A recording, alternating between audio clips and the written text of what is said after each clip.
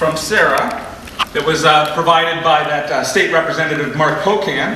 And if you look at our state flag, it's kind of a normal flag, but there is this word on the flag, and that is forward. Yeah. Yeah. Where is it? It should appear right here below. Right below Wisconsin. Right there. Forward, right above a miner and the seaman. We used to be a state that had more of a seafaring culture. Maybe John will hold it up there. Excellent. Yeah. I don't want our state to ever, I don't want our flag to ever be so. Well, there we go. So people in Wisconsin know that forward represents the progressive tradition. But that slogan originally came from the revolutions of 1848. Yes. The state of Wisconsin came into statehood, and it was an alliance between abolitionists. We almost seceded over slavery on the other side in the 1850s. And refugees from the revolutions of 1848 who came to Wisconsin. They built the alliance. The state's identity is intertwined with the progressive movement.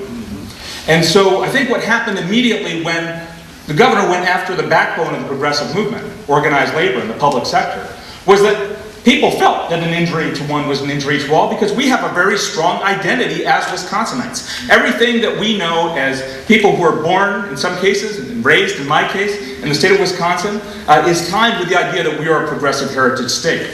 So you saw many people who may not belong to unions, who may not have members of their immediate family who are union members, but who saw the attacks on public sector unions, the attacks on Badger Care, the attacks on the University of Wisconsin system, whether they went there or not, as an attack on them personally, on their identity as Wisconsinites. Okay. And I can tell you it feels good to us as Wisconsinites to see all of y'all, and I'm borrowing from the South there a little bit. That is not an expression we use in Wisconsin. But to see all of you, fly in our state, outline in our flag. So thank you for doing that. It's important to just recognize that that's a very unique feature in the state of Wisconsin. Now, what can you learn from it? Well, every state, every place has a history of struggle.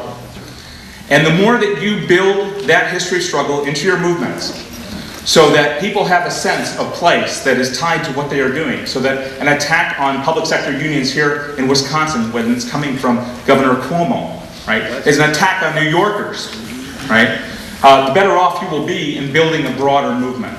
And that's just, I would advise you to do that. Secondly, in Wisconsin, we have strong institutions in many different sectors of the progressive movement. In the farm sector, among students, in community organizations, all across the state, and with the tribal communities, primarily in northern Wisconsin. Strong institutions, and there's a lot of intersectionality, I'll use a sociological term there, intersectionality between these different movements, to the point at which people really do know each other. They knew each other on February 11th, they knew each other on February 14th, and it was possible to, again, develop this sense of solidarity and motion, this mobilization, very quickly.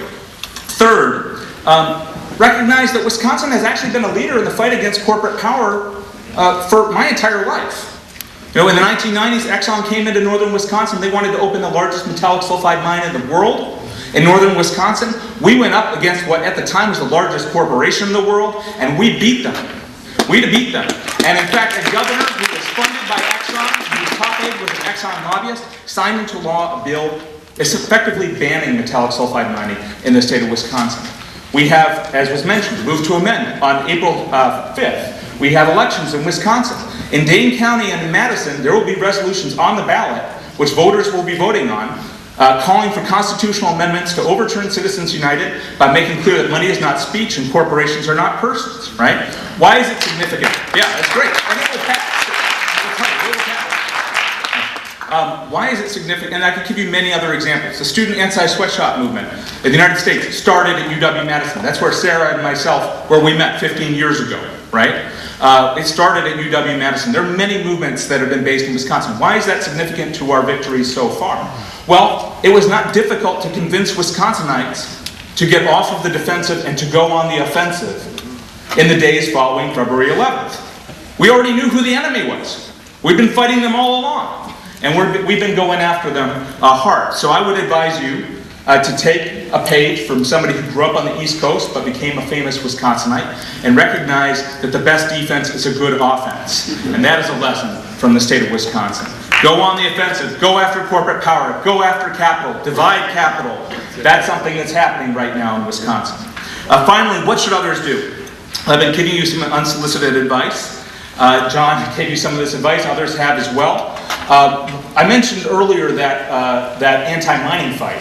And I was reminded of that anti-mining fight earlier today because I've been a little bit under the weather. There's been a bug going around. Everybody who's been at the state capitol has been running a fever, frankly. They call it the Capitol flu. And it's been a little bit wearying. But it reminded me of another kind of contagion. The mining industry called the anti-mining movement in Wisconsin the Wisconsin contagion. They told Exxon, they said, you have to stop. You have to go away. Because this movement is spreading from Wisconsin's North Woods to the UP of Michigan, to Ontario, and you're going to threaten all of our interests in this vital mining region. They said it was a Wisconsin contagion, and in order to stop it, they pulled away.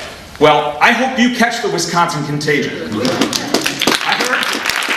It's the one bug you want to catch. Spread this movement. Take it to Cuomo. Take it to Jerry Brown. Take it to your governors. Organize and have the courage to believe that what you did not believe was possible is possible, and in fact is necessary. So thank you for listening to us.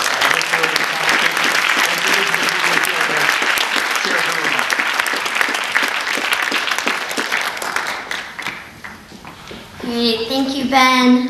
Our next speaker is Elizabeth Wrigley.